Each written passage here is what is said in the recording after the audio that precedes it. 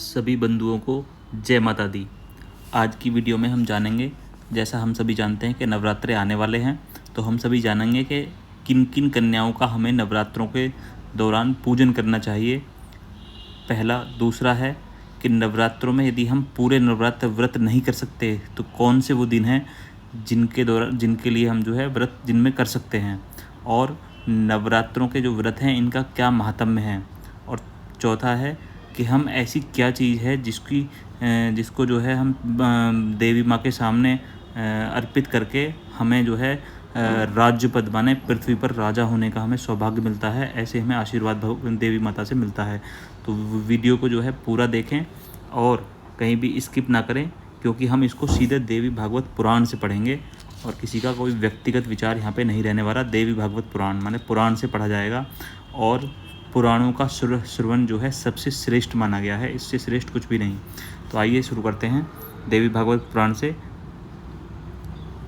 इसमें लिखा हुआ है कि नवरात्रों के दिन कुमारी कन्याओं का पूजन करना चाहिए। पहले दिन एक की पूजा करें, फिर प्रतिदिन क्रमशः एक एक बढ़ता जाए, दूसरे दिन 2, तीसरे दिन 3, एवं इस प्रकार 9वें दिन 9 कन्याओं का पूजन करना चाहिए। और हम बहुत लोग तो सप्तमी ही मना लेते हैं, बहुत लोग अष्टमी मना लेते हैं, लेकिन हमें पूरे 9 दिन 9 कन्याओं का पूजन करके पूरे नवरात्रे माने 9 दिन का व्रत करना चाहिए। तो इस प्रकार 9वें दिन 9 कन्याओं का पूजन करना चाहिए। अपने धन के अनुसार पूजन में खर्च करना चाहिए। राजन, शक्ति रहते हुए यज्ञ में धन की कृपणता करना अत्यंत निषिद्ध है। राजन, पूजा विधि में 1 वर्ष की अवस्था वाली कन्या नहीं लेनी चाहिए, क्योंकि गंध और भोग आदि पदार्थों के स्वाद से वह बिल्कुल अनभिज्ञ रहती है। कुंवारी वही कहलाती है जो कम से कम 2 वर्ष की हो चुकी है। 3 वर्ष की कन्या को त्रिमूर्ति और 4 वर्ष की कन्या को कल्याणी कहते हैं। 5 वर्ष वाली को रोहिणी, 6 वर्ष वाली को कालिका और 7 वर्ष वाली को चंडिका, 8 वर्ष वाली को शांभवी और 9 वर्ष वाली को दुर्गा और 10 वर्ष वाली को सुभद्रा कहा गया है। इससे ऊपर अवस्था वाली कन्या की पूजा नहीं करनी चाहिए, वह सभी कार्यों में निंद मानी गई है। इन्हीं नामों से विधि पूर्वक पूजन करें। उन 9 कन्याओं का पूजन का फल भी बताया गया है। दुख और दारिद्र्य के शमन के लिए कुमारी की पूजा करनी चाहिए। इस पूजन से शत्रु का शमन और धन, आयु एवं बल की वृद्धि होती है। भगवती त्रिमूर्ति की पूजा से त्रिवर्ग अर्थात धर्म, अर्थ और काम की सिद्धि मिलती है। साथ ही धन धान्य का आगमन एवं पुत्र पौत्रों का संवर्धन भी होता है। जिस राजा को विद्या, विजय, राज्य एवं सुख पाने की अभिलाषा हो, वह संपूर्ण कामना पूर्ण करने वाली भगवती कल्याणी की निरंतर पूजा करे। शत्रु का शमन करने के लिए भगवती कालिका की भक्तिपूर्वक आराधना करनी चाहिए। भगवती चंडिका की पूजा से ऐश्वर्य एवं धन की पूर्ति होती है।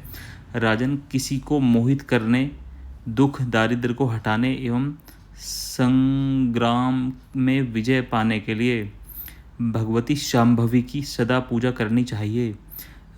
किसी कठिन कार्य को सिद्ध करते समय यदि दुष्ट शत्रु का संहार करना हो तो भगवती दुर्गा की पूजा करनी चाहिए। इनकी भक्ति पूजा करने से परलौकिक सुख भी सुलभ हो जाते हैं। मनोरथ की सफलता के लिए भगवती सुभद्रा की सदा उपासना होनी चाहिए। मानव रोग नाश करने के लिए रोहिणी की निरंतर पूजा करें। भक्ति भाव से संपन्न होकर श्रीरस्तु व श्रीयुक्त मंत्र तथा बीज मंत्र से पूजा करने का विधान है।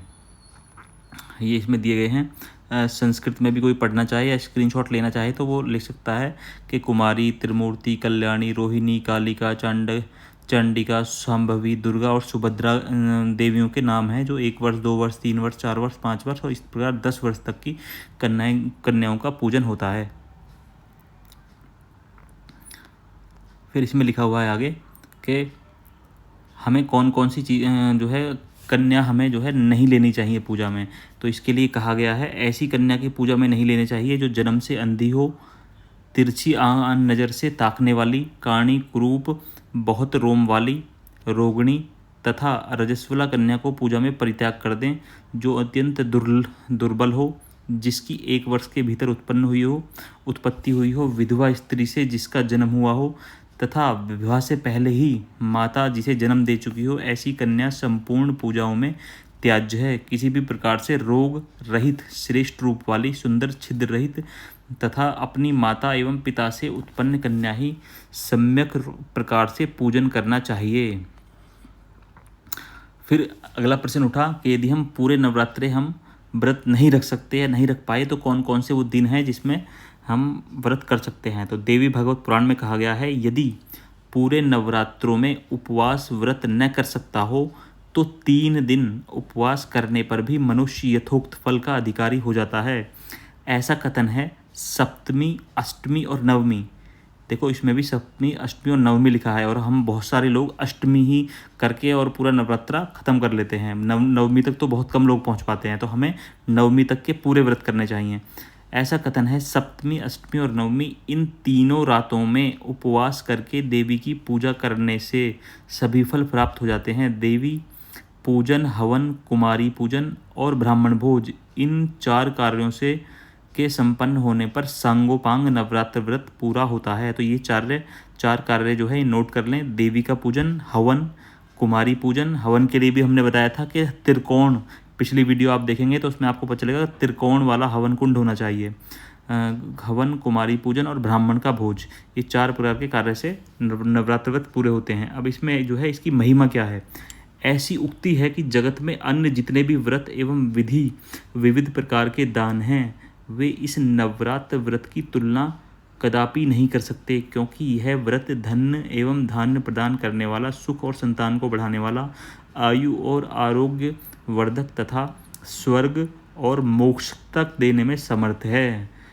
अब प्रश्न उठा कि क्या करने से हमें जो है असीम जो है हमें आशीर्वाद मिलता है, हम राज्य पद पर भी जा सकते हैं। तो इसमें लिखा है जिसने कोमल बिल्व पत्रों में रक्त चंदन लगाकर, रक्त चंदन माने लाल चंदन लगाकर उसने भवानी की पूजा की है, वह पृथ्वी पर राजा होता है। ये बहुत ही महत्वपूर्ण चीज़ है, इसे हम सभी नोट कर सकते हैं कि जिसने कोमल बिल्वपत्र, बहुत सारे लोग सोचेंगे कि यार बिल्वपत्र तो शिव जी पे चढ़ाया जाता है, लेकिन नहीं, देवी भागवत में कह रही है जिसने बिल्वपत्रों पे रक्त चंदन लगाकर उस से भवानी की पूजा की हो वह पृथ्वी पर राजा होता है। तो ये आज हमने बहुत महत्वपूर्ण चीज़ें देवी भागवत जी से हमने पढ़ने का प्रयास किया। और मेरा आग्रह यही है कि आप सभी अपने घर में पुराणों का विराजमान प्राणों को करवाएं और उनको नित्य प्रति स्वाध्याय शुरू करें, ताकि आने वाले जो बालक हैं, आने वाली जो जनरेशन है, उनको भी हमारी सारी जो पीछे से जो है सनातन की पद्धतियाँ चली आई हैं उनको भी पता चले। तो सभी को राम राम।